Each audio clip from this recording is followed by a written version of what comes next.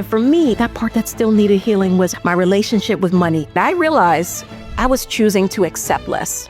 I was doing things for free or just for exposure in the past. I was taking pride in being the more affordable option. Today's episode is personal because I'm talking about money and the 4 money shifts that changed everything for me in my business. Shout out to all those therapy sessions that made way for this conversation that's going to happen today. Let's talk about it. Welcome to the Sweat and Equity Show. I am your host, Ari, and this is a space where we talk about what it really takes to build in the fitness and wellness industry, not just how to start, but how to grow, how to scale, and how to sustain it. Entrepreneurship is realizing that the person you have to become is harder to build than the business itself.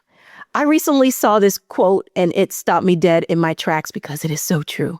It's very true. Building a business will absolutely challenge you. It will hold up a mirror and reflect back who you are. It will expose your habits, your fears, your insecurities, and your lack of confidence.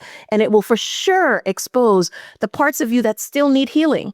And for me, that part that still needed healing was my relationship with money. I had a scarcity mindset around it, and that legit showed up everywhere. It showed up in how I charge my clients, how I negotiated brand deals, or should I say how I didn't negotiate brand deals. It showed up in how I invested in help, and I legit cringed when it was time to talk about money. I realized money is one of those topics where even if you're successful, you can still have fear around it. Even if you're making more than you've ever made in your life, you can still operate like it could all be taken away tomorrow.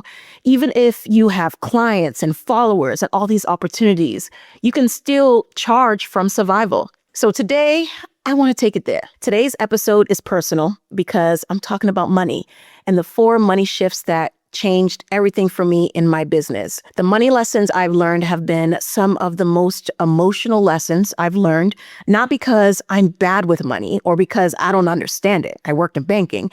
It's because money was tied to so much without me even realizing it. My identity, my safety, my independence, and even past trauma.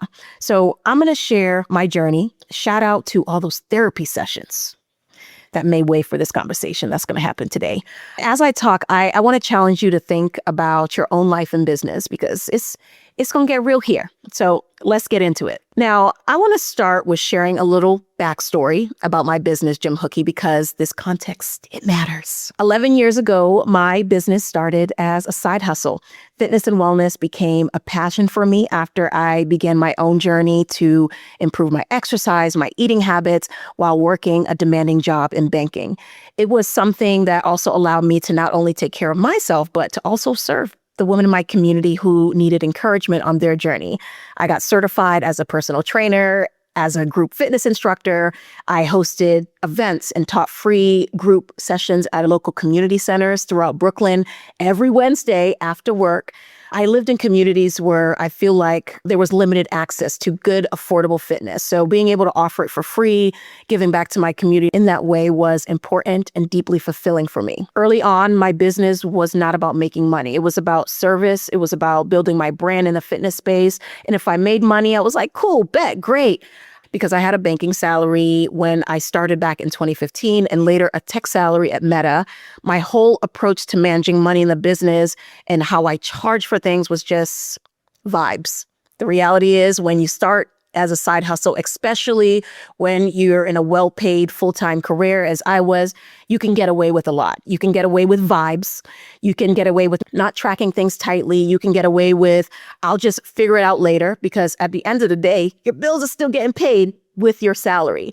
But those cute vibes and casual money-making habits, it is different when you finally need your business to hold you. When you take the leap and you're no longer cushioned by a salary, y'all. Reality. Let's just say I quickly learned that just because your business is a passion does not mean it doesn't need systems. It doesn't need structure. Passion deserves structure too, because if you really care about impact, you should also care about sustainability. And sustainability, my friends, it requires money. Yeah. Early side hustle Ari was focused more on building visibility, building a name, building rapport, and building credibility. And that was valuable. It was super important. It was necessary. But there was a downside to that because I wasn't tracking invoices the way I should have. I wasn't negotiating brand deals the way I should have.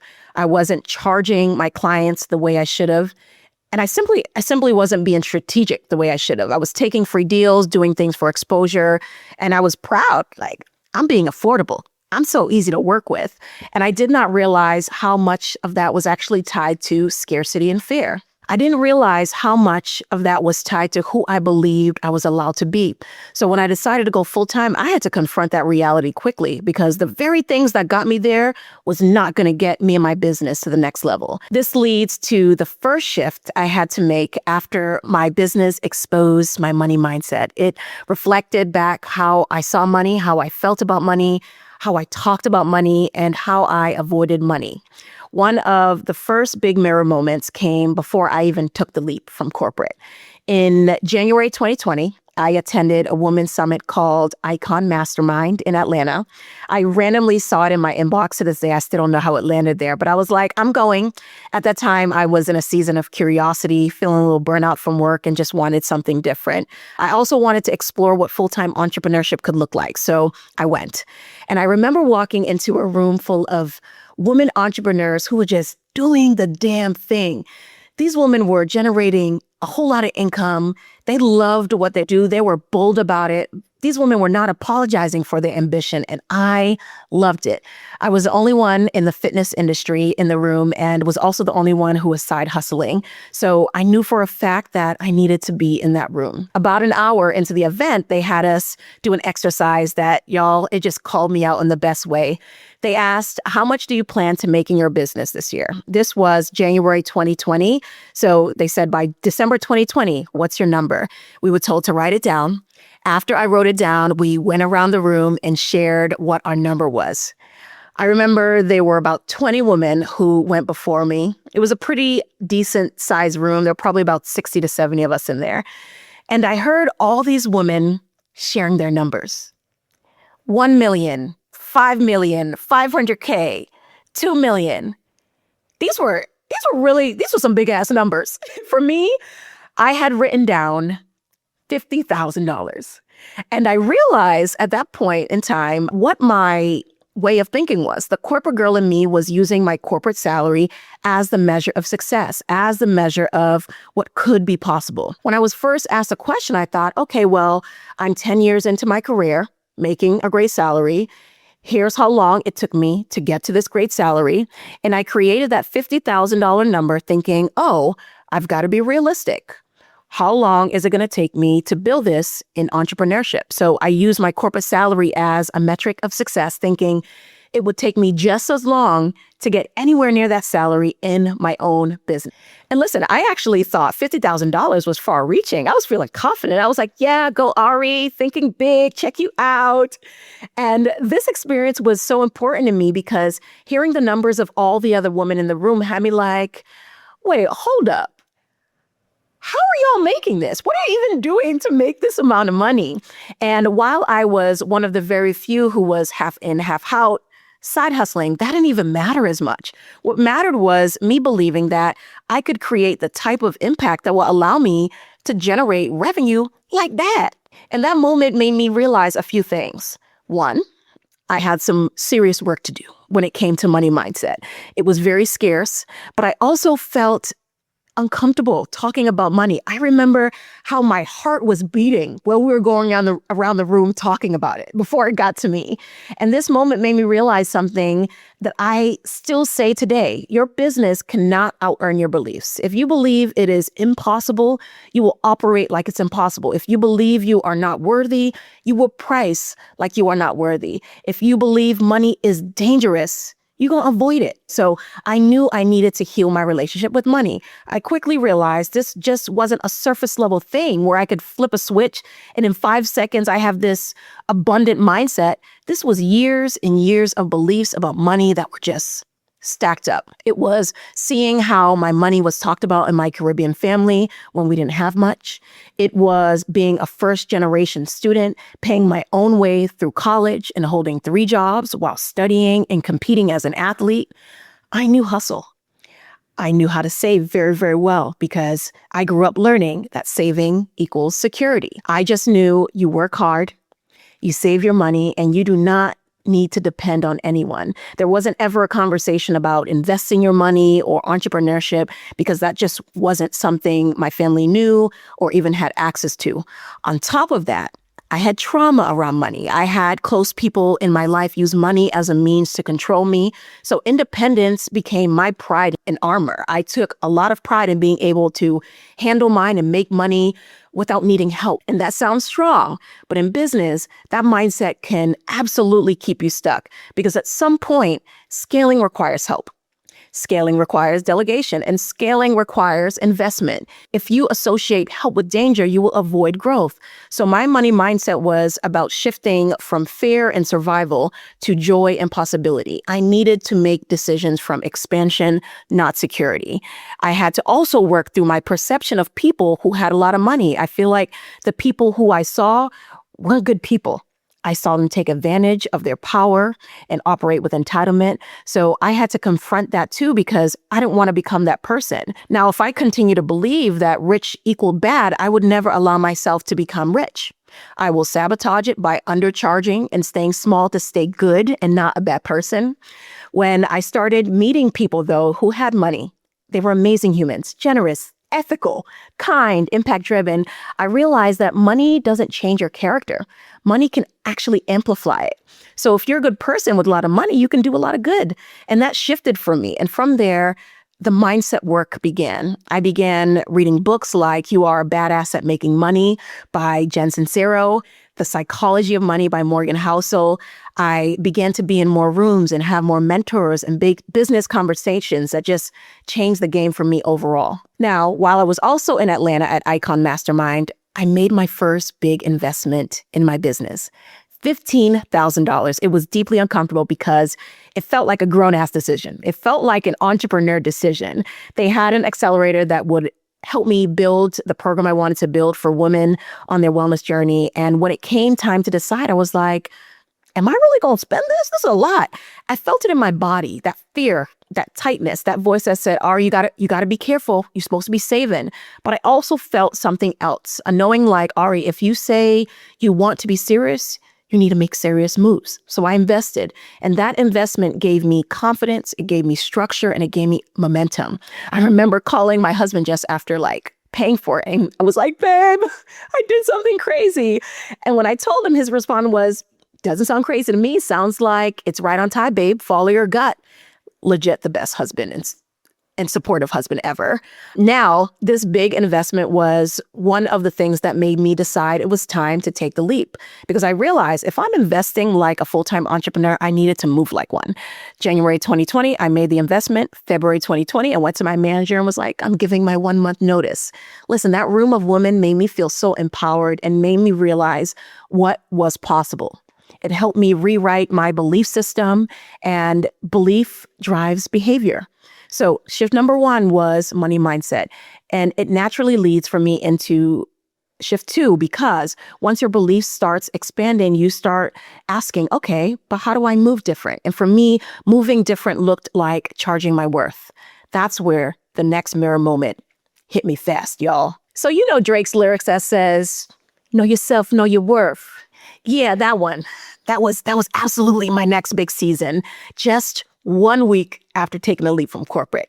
Turns out, y'all, my last day at Meta was ironically the very first day of shelter in place in California, the pandemic. It just so happens that I spent the previous 5 years building an entire brand I call Gym Hookie around skipping the gym and working out from home. So when people got wind around my tech network that I left to go all in on fitness and wellness, the opportunities came in a whole lot faster than I expected. And I feel so incredibly blessed.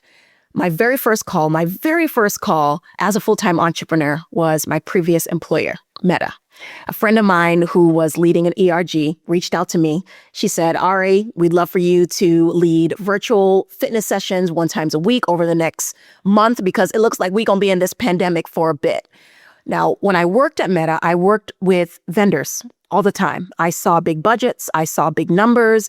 I saw what companies would pay for speakers, for facilitators, for trainers and coaches. I had exposure to big numbers, but I did not have the confidence to put myself in that category of being worthy enough for big budgets. So here I am out of the gate with a corporate contract opportunity, and I didn't even know where to begin. My immediate thought was to charge what I would see people charge for a local group fitness class, which would be by the hour or per person. So I asked her, hey, how many people do you think would be on it? And when she asked me what my rate was, I was like, oh, $300. She literally took a pause, a very long pause, and was like, you know what? Business hat off, vendor hat off, friend hat on. She said, this is the range we have in the budget for you to come in. And it was significantly higher, like significantly higher. I am so grateful to have a friend who was such an advocate for what I was doing and who wanted to make sure I wasn't selling myself short right out the gate. She was a Black woman looking out for another Black woman. So in that moment, she repeated the question and asked me again. My initial price, $300, went from $300 to $3,000. That was my first time ever knowing that I could charge for my worth. My first corporate contract call. That moment changed everything because it also revealed my biggest early challenge, undervaluing not only my platform, but my skills, my experiences, my time. And in this case, I had already built a following. She reminded me, we are choosing you, Ari, not just because you are a random fitness and wellness person. We're choosing you because of who you are, what you do, what you're about, the experience you've had. You've been doing this for 5 years already, boo. You've built a platform around it. And I realized I was choosing to accept less. I was doing things for free or just for exposure in the past. I was taking pride in being the more affordable option. But I realized this was a different ballgame when it came to growing my business and being in these corporate rooms. And I was so grateful for my friend calling me out on not charging enough. And I want you to listen closely if you do this too, because I know so many fitness and wellness professionals who do this. You have years of experience, you have results, you have transformation stories, certifications, community, and you still price like you are just getting started. That is money mindset and identity, not strategy. Now, the creator and early biz Ari, she priced based on what she felt safe to ask. The CEO and operator Ari, she's pricing based on what it costs to deliver and what the result is worth. That is completely different pricing posture. From that moment on, I started learning negotiation because brand deals came, corporate contracts came. Let me tell you, if you cannot negotiate, you will be underpaid, period. I also want to say something clearly because in the beginning, I did do free deals and exposure deals. Visibility can be valuable early on, but you have to know when to transition because there comes a point where exposure becomes an excuse for companies who don't have a budget. And you have to decide, am I building or am I being used? That's a real conversation. So charging my worth wasn't about raising pricing. It was about becoming the type of woman who could say a number and not shrink. It was about being able to say, this is my rate, and not over-explain it and not apologize. I also had to heal guilt because I used to feel bad for charging people. Wellness for me started as a passion. It started as a service for me. So part of me believed if I care, I should be affordable. But you can care about people and still charge. You can still be impact-driven and still be profitable. You can be a good person and still want wealth. Those things are not in conflict. I also learned something that changed how I think about my offers. Cheaper does not mean it's easier to sell. Sometimes cheaper means people take it less seriously. And sometimes cheaper means more volume and more exhaustion. People who pay attention, not always, but often. I learned that when I charge less, I was actually on a hamster wheel. I was working 20 times harder to hit a number. But when I charged my worth, I had fewer clients and better clients, more aligned clients, more committed clients, and just better energy overall. And yes, I still cared about accessibility, but not every offer needs to be the cheapest offer. So I built a range, a free resource, a low offer, a mid offer, and a premium offer. That way, the full range of income levels in my audience can still be served without me sacrificing sustainability. So I stopped pricing from fair and start pricing from value.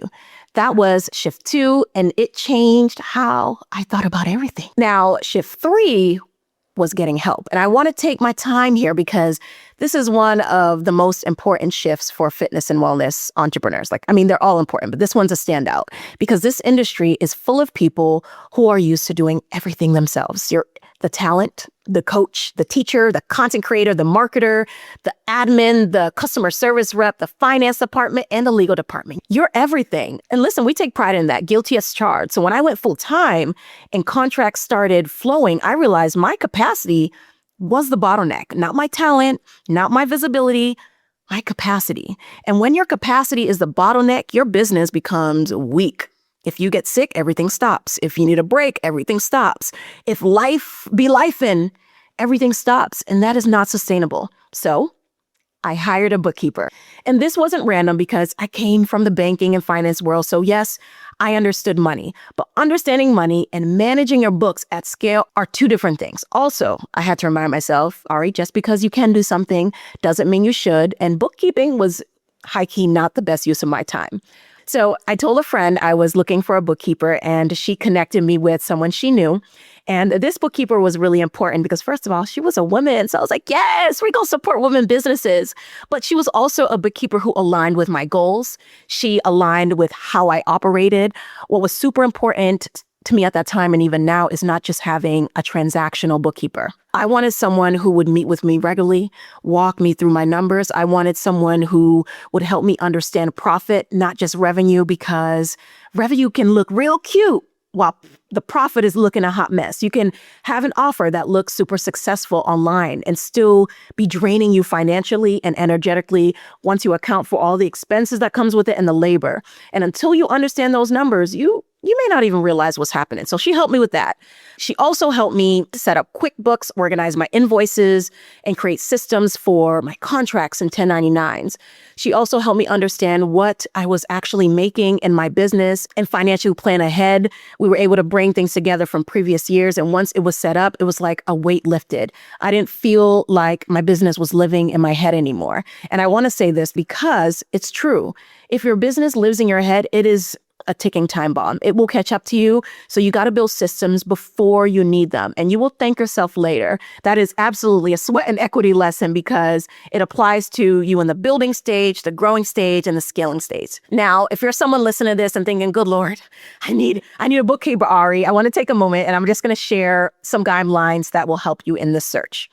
First, look for someone who understands the fitness and wellness industry, or at least has experience working with small businesses and entrepreneurs. You want someone who gets the unique financial challenges of running a business like yours. Second, find someone who is willing to educate you, not just do the work for you. You still need to understand your numbers. A good bookkeeper will take time to explain the things to you and help you make informed decisions. Third, look for someone who is proactive, not just reactive. You want a bookkeeper who will flag issues before they become problems, who will reach out to you with insights, who will help you plan ahead for your taxes and big expenses. Fourth, make sure they're using modern tools and systems. You want someone who is proficient in QuickBooks and Gusto or whatever accounting software makes sense for your business. They should be able to integrate it with other tools that you're already using. Fifth, chemistry matters. You're going to be sharing a lot of financial information with this person and working with them closely. Make sure it's someone you feel comfortable with, someone who communicates in a way that works for you. And finally, get very clear about what services they provide. Some bookkeepers just do monthly reconciliation. Others will help with invoicing, expense tracking, financial planning, tax prep. Ask questions and make sure you know what's included. Now, I just learned here in general that it is so important to build systems before you need them. Yes, I was still in the building stage, but I felt in my heart that a bigger boom was coming for Jim Hookey. And I was so glad I already had that bookkeeper in place when it did, because that weight was just lifted off my shoulders. I can't even put into words how much it was like a savior for me. Now, I will say it's also important that you know your numbers. It doesn't mean that you're handing off your business to someone and just going about your merry way. You should still know your numbers. You should still ask questions. Because I was someone who was already doing it on my own initially, I became very familiar with the process. So it's worth getting your hands dirty and knowing it. That way, if something doesn't look right, you would know. Make sure, especially if you're working with a service provider for the first time, that you stay engaged. I knew I wasn't meant to be the CEO and the bookkeeper and the money manager and the invoicer and the person handling all the 1099s. That was just too much. And getting freed me up to focus on serving my community, creating content, training, building programs, speaking. So that was my third shift I made. The last major money shift was what I like to call my money talk team. And this is huge because money mindset isn't just internal. It's environmental. It's who you are surrounded yourself with. What is normalized, what is celebrated, what is shamed, what is judged. Your environment can expand you or it can keep you hella small. I realized I was so good at hyping other people up, rooting for people, pouring into people, and I needed that too, especially because I knew money mindset was something that I really needed to work through. In corporate, I had friends who were about that full-time life, and I also had corporate friends who were about that side hustle life. We would meet regularly, we talked about what we were building, we supported each other along the way, and that mattered. But when I was ready to go all in, I needed to expand my circle. I needed full-time entrepreneurs, people who was scared when thinking about entrepreneurship and thinking of it just being this big risk. People who spoke about it like it was a path to freedom, a path to wealth generation, a path to building something that is beyond ourselves. And in Q4, for some reason, my curiosity for entrepreneurship, it was just at an all-time high. I chose to be real proactive. Actually, now to think about it, I know why. I attended a wedding in France for a friend of mine who was an entrepreneur, and I was surrounded by probably like 95% entrepreneurs. And yeah, that'll do it. We talked a lot about stuff. So I started naturally going to events, and even if I was the only one side hustling in the room, even if I felt intimidated, if I feel like I didn't belong, I knew something had to change, and I was deeply passionate about this. So I went to different events, and there was one event that I attended that truly changed the game for me. It was a conference called Pays to Be Brave. I saw that it was happening in California. I didn't know anyone who was running it. I didn't know anyone who was going, but I put in my PTO and I decided to go anyway. I went alone and it changed my life because it was the first time I had deep conversations with women entrepreneurs who poured into me. They were openly talking about money. They were openly sharing what they made, openly sharing what was possible. There was no cringe, no shame, no weird energy that went with talking about it. And they looked at what I had built while working a demanding job and was like, girl, imagine what will happen. Imagine your success when you go all in. That gave me so much hope because I was accustomed to pouring into others. And here, these women were pouring into me. And I will say, going alone for me was powerful because it forced me to put myself out there. It is so easy to go with people and stay with the people you know, but showing up without a squad or a friend forced me to sit next to new people, introduce myself, go to sessions, speak about what I was building. And at that conference, they actually had us write a letter to our future selves. And I remember being so hesitant to write. I feared that I would disappoint myself if I wrote things that just wouldn't come true. And there was a woman who was sitting next to me who noticed that I wasn't doing the activity and encouraged me to do so. She told me about the practice of manifestation and how it helped her.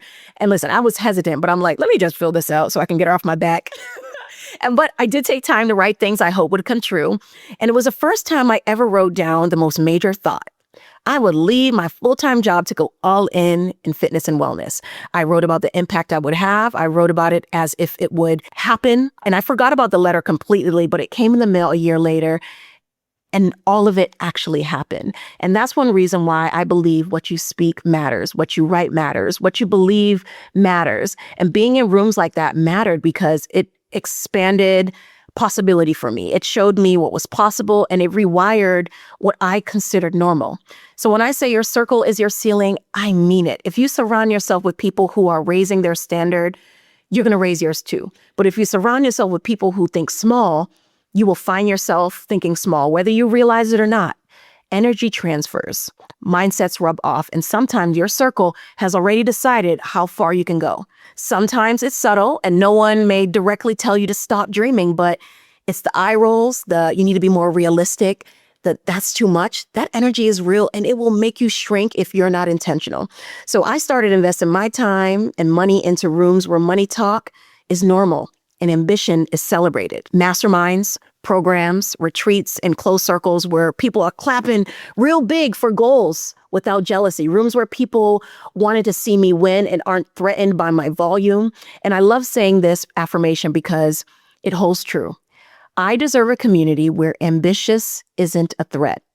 In my first year of becoming a full-time entrepreneur, I 3x'd my corporate salary. In my first 3 years, I generated my first million in my business. And I am proud of that. As a matter of fact, I busted my ass for that. And I also recognize there were rooms I did not feel comfortable sharing that in. Because not everyone can hold your wins. Some people can only hold when you're struggling. But that moment you win, things may get a little weird. So you have to be intentional about where you share your wins. And that's why these rooms matter. Being in spaces where your wins are normal creates safety, and safety helps you expand and think bigger. I will never turn down my ambition because someone else is uncomfortable with my volume. And you shouldn't either. I had to stop outsourcing my imagination, my big dreams and goals to people who stop using theirs. That's a them problem, not mine. So you find your tribe, not just the people who like your photos. Find people who are praying for you, challenging you, clapping for you when it's your turn. Be in rooms that don't turn into toxic comparison, because comparison should feel like inspiration. If the room makes you feel smaller, you leave. But if the room makes you feel like there is more for you, stay, because proximity shifts perspective. Now, a whole lot, but that was shift 4. And it's one of the biggest reasons I feel like I'm able to talk about money differently today. I genuinely love talking about money. Yeah. And I love being in spaces where there's no cringe when big numbers are spoken. And I don't say this to flex. I say because it's part of the healing. It's part of expansion. It's part of becoming the person who can hold the business you want to build. And me, I'm trying to build big, baby. So we're going to talk about money. Now, I know I shared a whole lot there. I want to take a moment to check in. How are you feeling after this conversation? I want to give you a moment to reflect, because this episode is not just story time. I know I have some good stories here, but I want this to be a mirror for you too. So I'm just going to throw out some questions that I want you to sit with. I want you to answer honestly. You don't have to judge yourself. You just have to be curious, okay? 1, where do you feel discomfort around money, and what does that discomfort sound like? 2, are you charging out of fear or out of value, and what is that costing you over time? 3, who are you calling when you are trying to make a money decision? Are they expanding you or shrinking you? 4, what belief about money did you inherit that is no longer serving you? 5, what would change in your business if you truly believed you were worthy of more? Let those questions sit, let them land, because awareness is the first step to shifting. So that's what I got for y'all today. I'd say going from fitness creator Ari to CEO Ari wasn't about just becoming this different person. It was about becoming a fuller version of myself, a version that could hold more revenue, more responsibility, more impact, more opportunity without collapsing. And sometimes the business isn't even the hard part. It was about who I have to become. So if money is coming up for you, that does not mean you're failing. It means you are growing. It means that mirror is working. It means you're in expansion, and expansion is uncomfortable until it becomes normal. Thank you for listening to the Sweat and Equity Show. If this episode hits for you in any way, I want you to share it with a friend or 5 who needs it, because we don't gatekeep growth around here. And if you're building in this industry and you're ready to keep on moving like an operator, not just a creator, you are absolutely in the right place. I will see you in the next episode.